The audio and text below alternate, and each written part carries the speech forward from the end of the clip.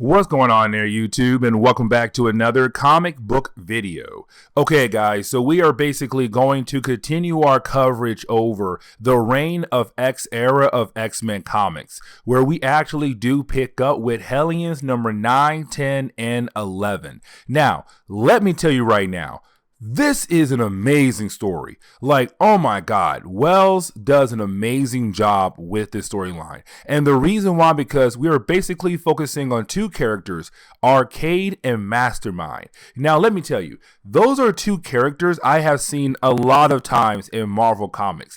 But besides the 1970s and 1980s, usually Arcade and Mastermind are kind of like plot devices. They're only used as a way to advance the plot, and that is it. And basically meaning that they're being used by another villain to kind of help them out with their plans. And so that is why I say this is one of the best stories for Arcade and Mastermind that we have gotten in a very long time. And I'm actually really happy about it because it basically takes the Hellions and put them in position where it's kind of like, oh my gosh, you're facing two characters who are usually nobodies, and now they're somebodies, and they're causing you a lot of problems and also bringing up a lot of questions about the team.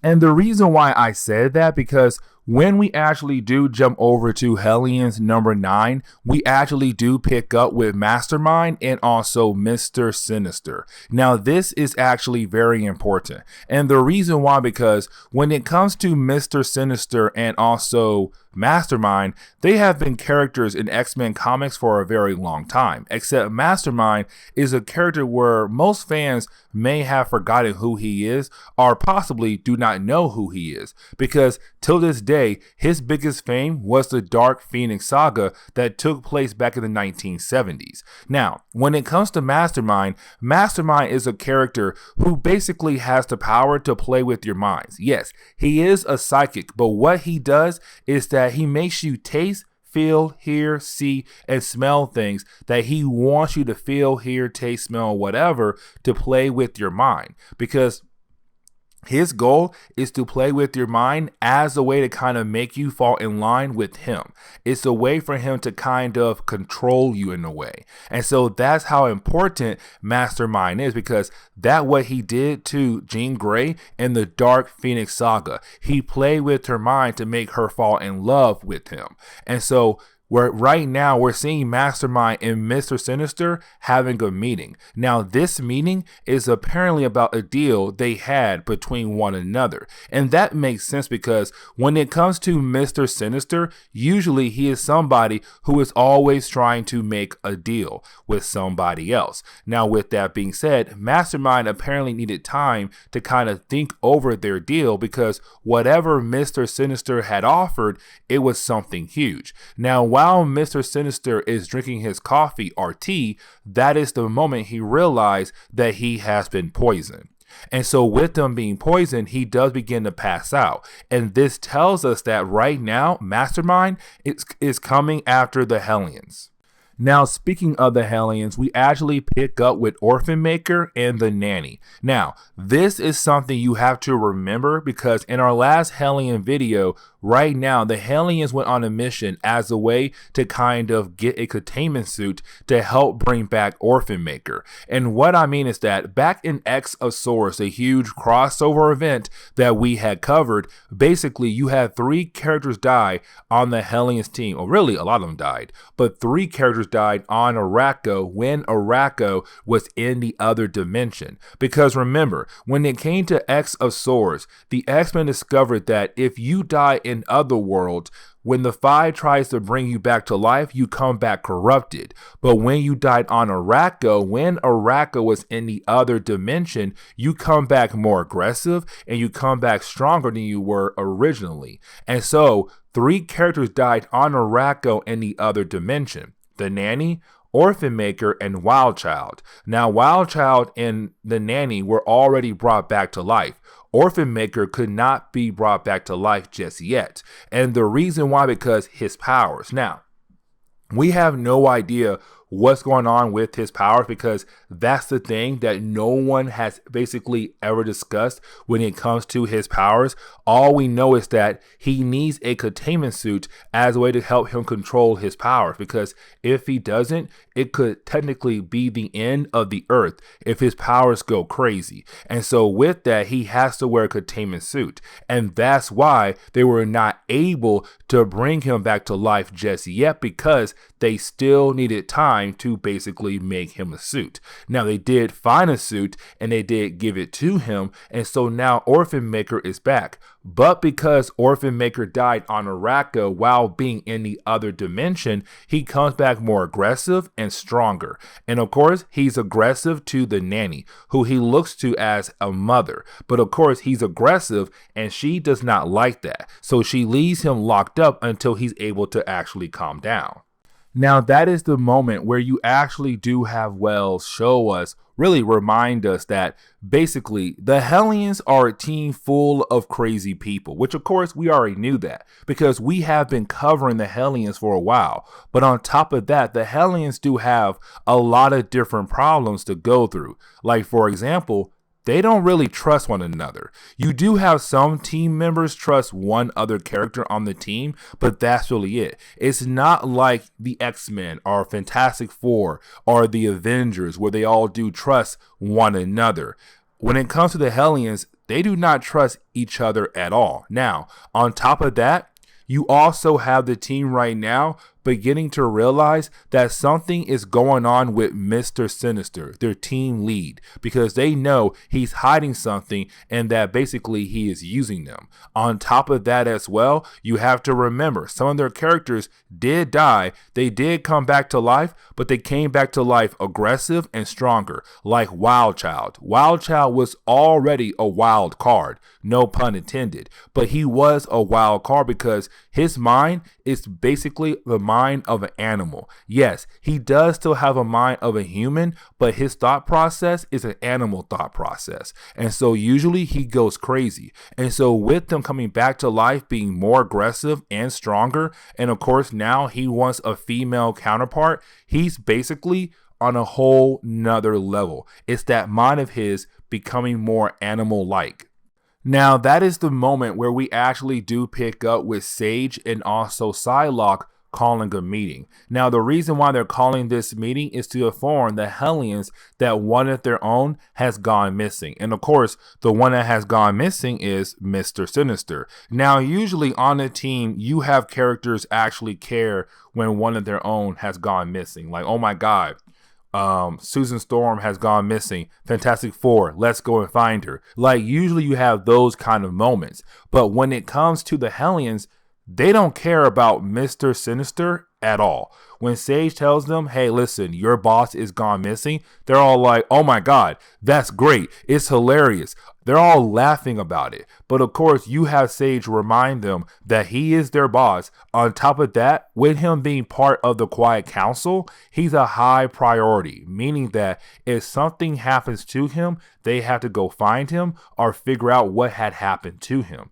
He's a high priority for the entire island of COPPA. And so, of course, it's basically the Hellions being forced to save the boss that they hate. It's kind of like you having a job, you hate the job so much, but then the higher-ups come down and say you have to work with your manager or your team lead because for some strange reason. It's kind of like that right there, where now they're being forced to go out of their way to actually find Mr. Sinister.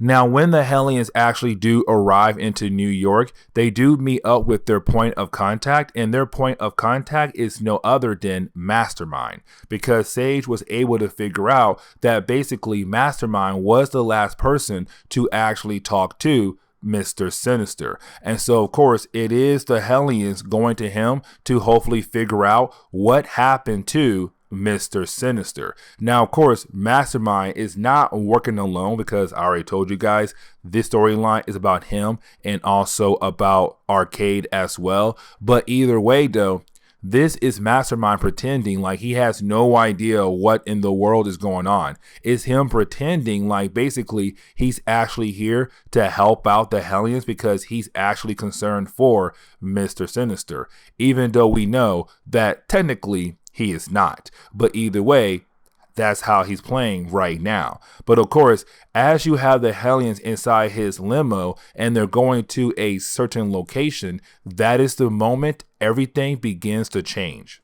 And the reason why I say that is because you didn't have Mastermind begin to use his powers as a way to play mind games on the Hellions. And that right there is very important. And the reason why, because like I said earlier, when it comes to Mastermind, when he does use his powers, he makes sure to use his powers in a way to kind of play mind games with you. He makes you feel things, see things, taste things, hear things.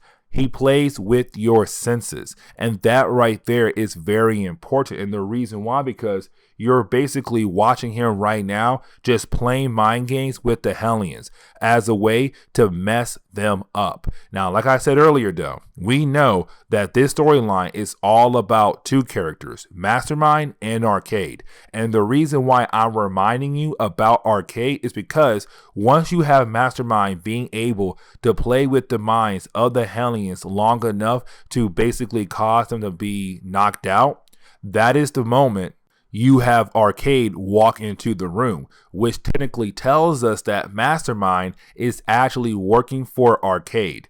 On top of that right there, Arcade already has Mr. Sinister locked up. And of course, now we know that Arcade is technically the main bad guy of the book, not Mastermind. Arcade is. Now, if you have no idea who Arcade is this guy who just builds different kind of escape rooms. Now, these escape rooms, you're supposed to escape, but at the same time, you can be murdered in those escape rooms. He built a lot of murder world, aka escape rooms, as a way to kind of kill different people off, but he tries to kill them in a very unique kind of way. And so that is Arcade for you.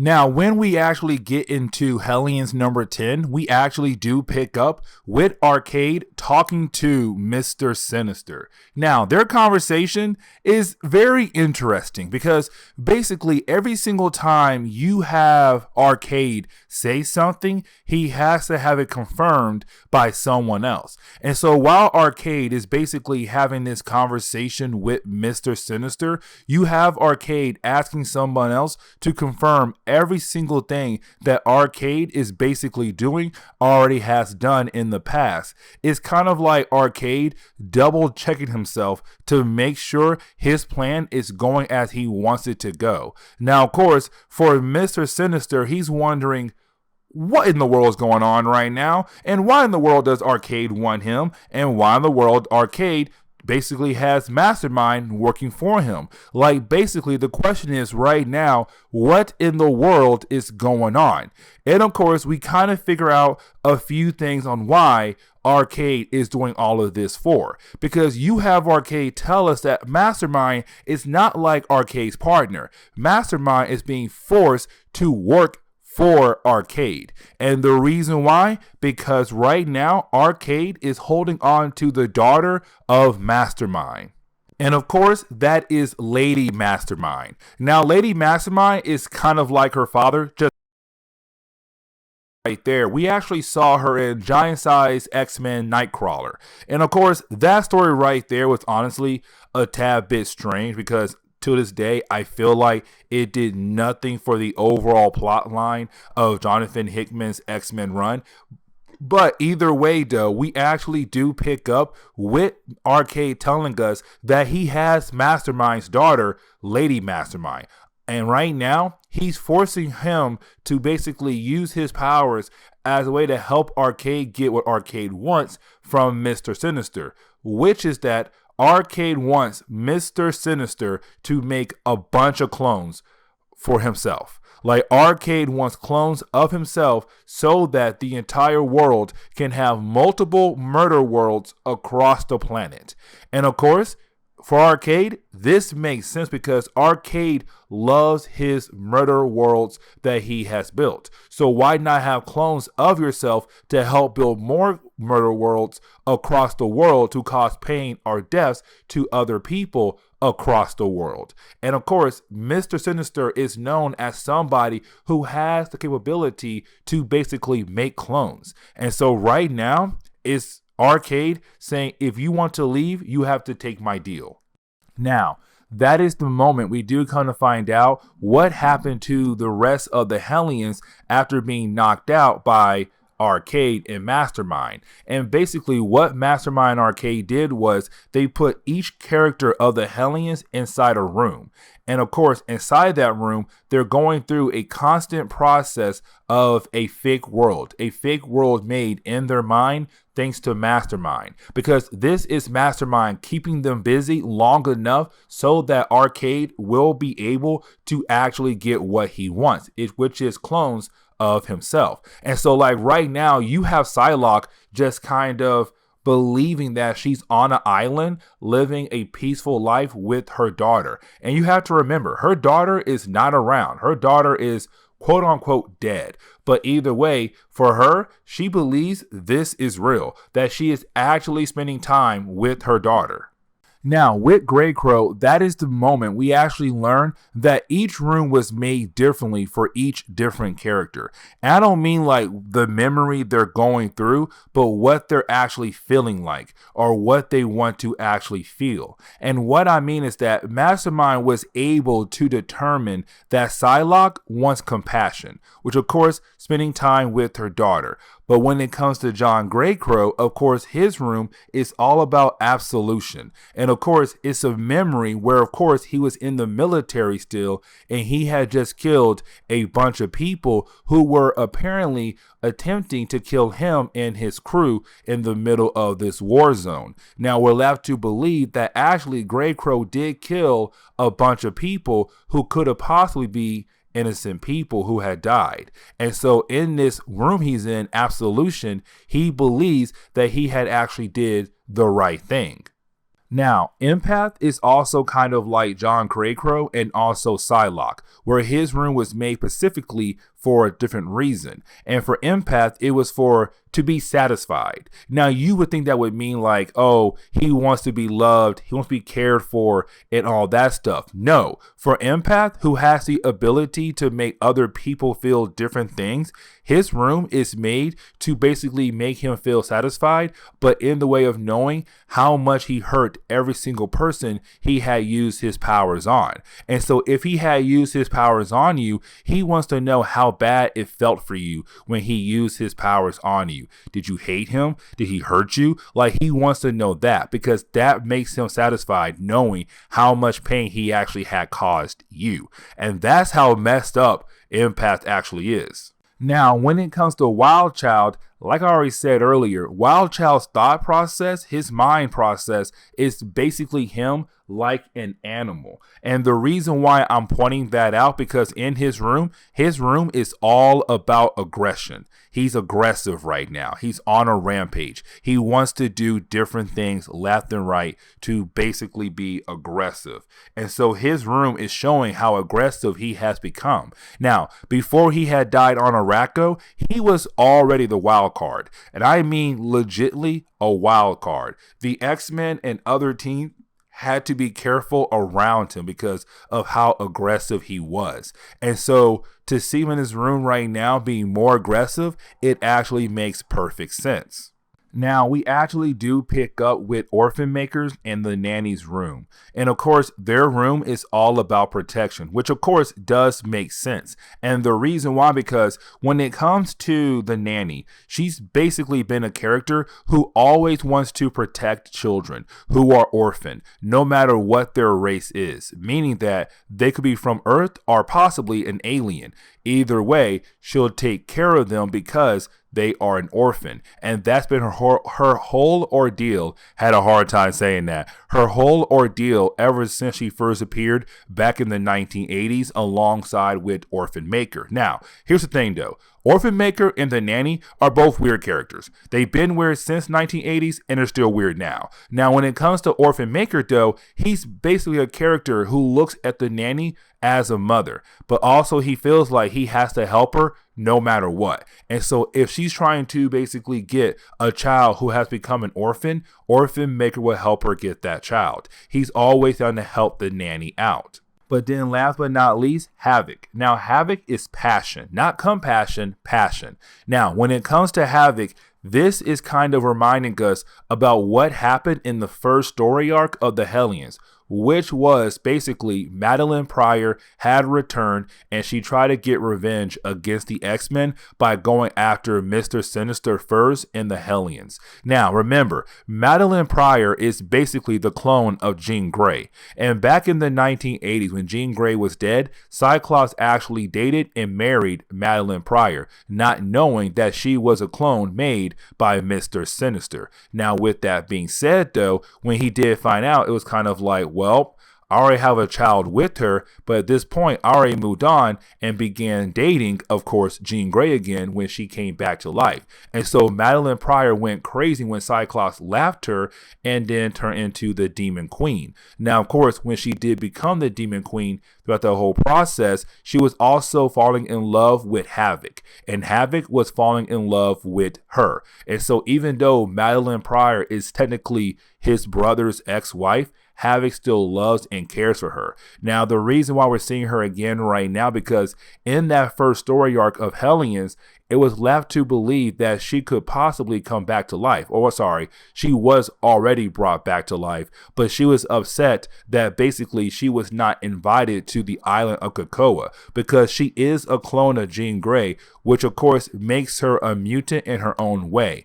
But of course, she was not invited to the island. And so even though she died in the first story arc, the X-Men will not bring her back to life because how powerful and crazy she actually is. And so for Havoc, he feels like he's missing his loved one, which is, of course, Madeline Pryor. Now, the reason why we went through all of those different rooms is a way for me to show you what Mastermind and Arcade are trying to do. They're trying to break the Hellions long enough, but to also make sure once they're able to kind of get out of the fake worlds they've been put inside of, their minds are completely broken and out of the way of possibly them trying to save Mr. Sinister, so Arcade can continue to torture Mr. Sinister, because right now Arcade still never got an answer from Mr. Sinister about the idea of him making clones for Arcade, and Arcade is waiting for an answer, and of course Arcade is not getting that answer. And so you have Arcade let Mastermind continue to torture the rest of the Hellions as he basically moves on to torture Mr. Sinister, to say, you are going to make me clones. I'm going to force you to make me clones. No matter what you try to do, you're going to basically agree to my deal.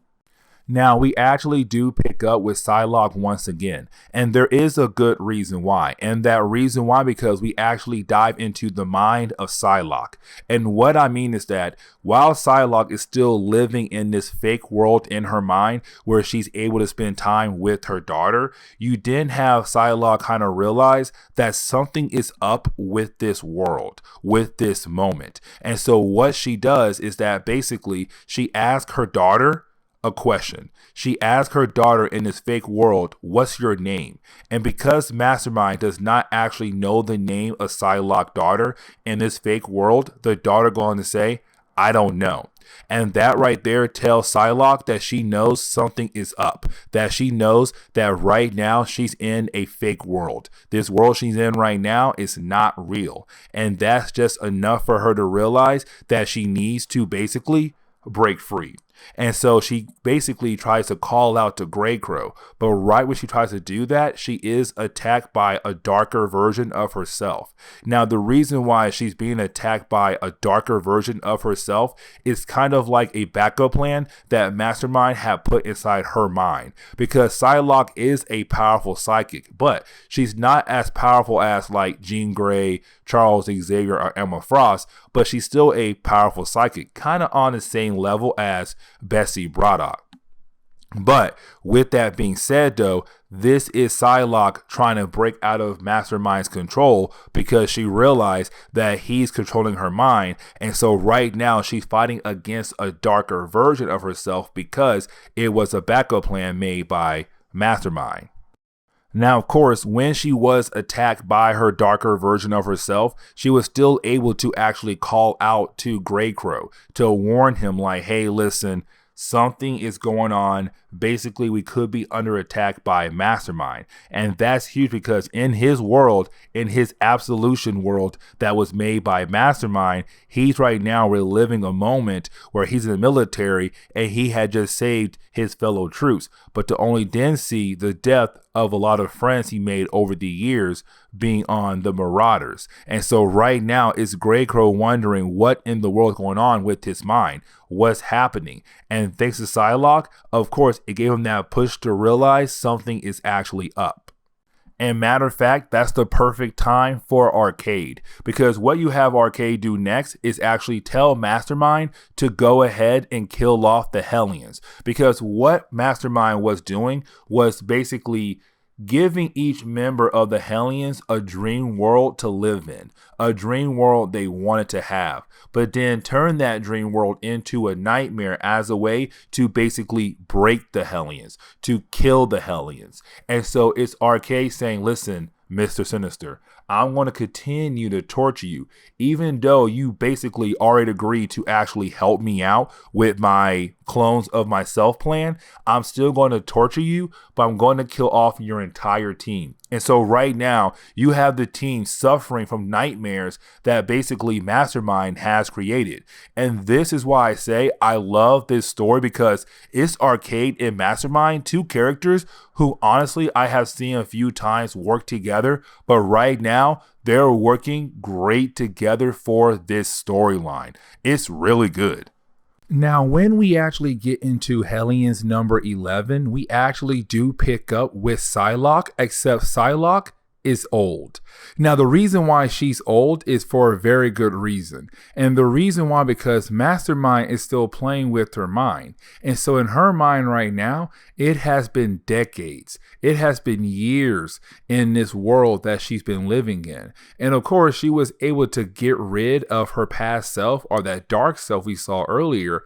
But now in her mind, she's old. But she hasn't realized that basically she's not technically in the real world, that right now she's in some kind of fake world. Now that is the moment you do have Grey Witch actually appear. And when he does, he's kind of on the same page she is. Now, of course, he's not old like her, but in his world, in his mind, the time is confusing.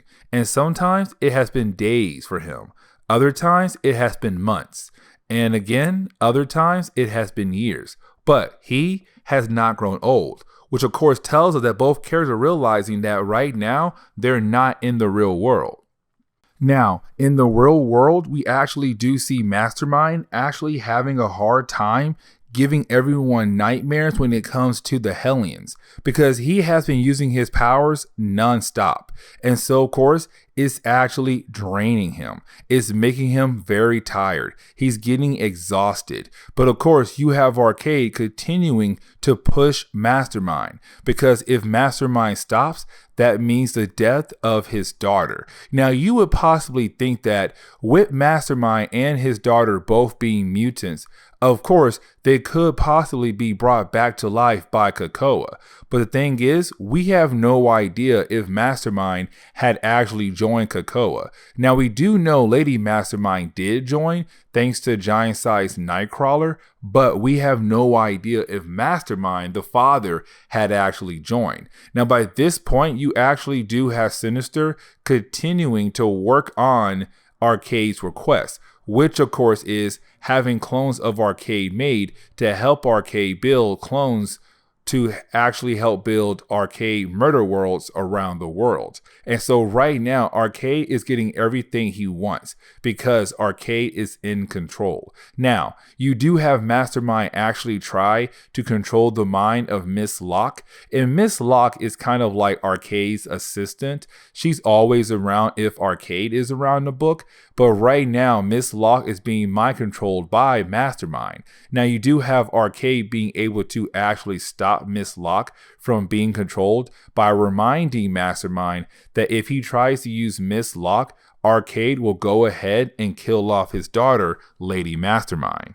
Now, we actually do pick up with Psylocke and Grey Witch. And remember, right now they're in their own minds thanks to Mastermind, with Mastermind playing with their minds. Now, this is where things get actually pretty huge. And what I mean by that is, basically you have Psylocke, who is a telepath, begin the process of combining the minds of all the Hellions together. And I don't mean like she's taking all of their brains and putting together all their memories, but she is connecting their minds together as a way to kind of help them work together to fight against Mastermind's control. Now, they don't actually know it is Mastermind, but they do know that something is up, that the worlds they're living in is not real. And so it's her being able to kind of like build that connection. And with that connection, of course, it's too much for Mastermind to actually control. Now, there is a moment where you do have all the Hellions back together once again,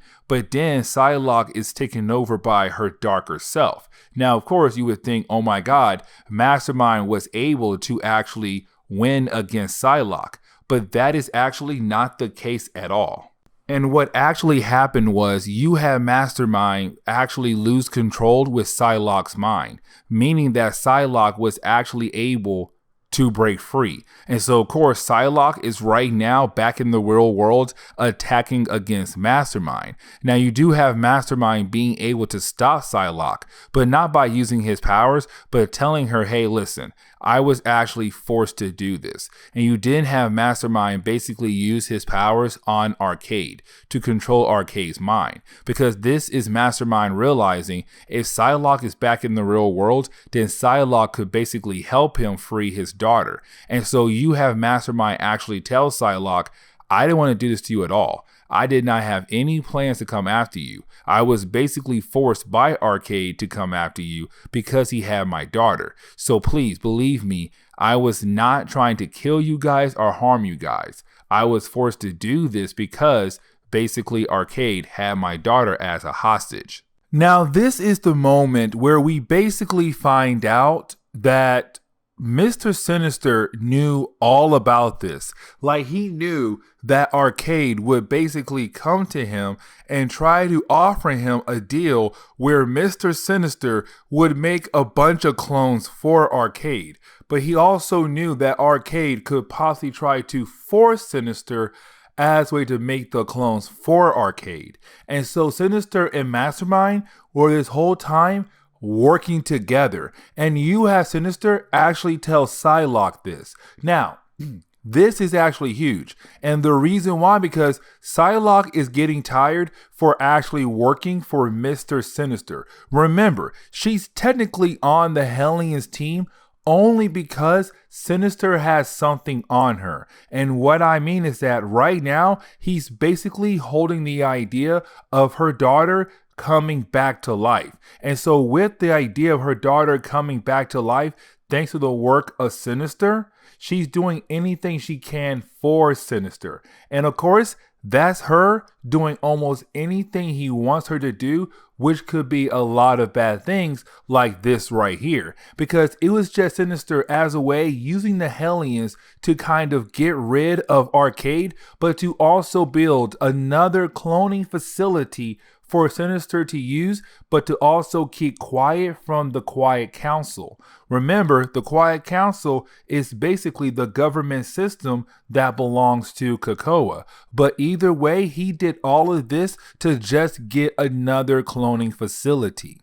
Now, the book does kind of end at a very quick pace. And what I mean by that is basically you have everyone coming together and getting ready to go back home to COPPA. But of course, we all know that this was Sinister once again using the Hellions as the way to get something he wants, and most of the team has no idea that he basically did that. But of course, they do go on with their day. Now, here's the big problem though. Not really a problem, but you do have Mastermind tell Psylocke that Grey Witch actually does like her, which of course we already kind of knew that Grey Witch kind of did like Psylocke and she liked him back. But of course, the two characters, none of them are making the move. So right now they're kind of like, ooh, I like you, you like me, but they're waiting on each other to make a move. But either way, the book kind of ends on that note with Psylocke telling Mastermind to never talk to her ever again. And so this is where we're going to end today's comic book video. And so with that being said, please leave me a like down below and subscribe. But honestly, guys, I like this story a lot for the Hellions, and Zeb Wells did an amazing job.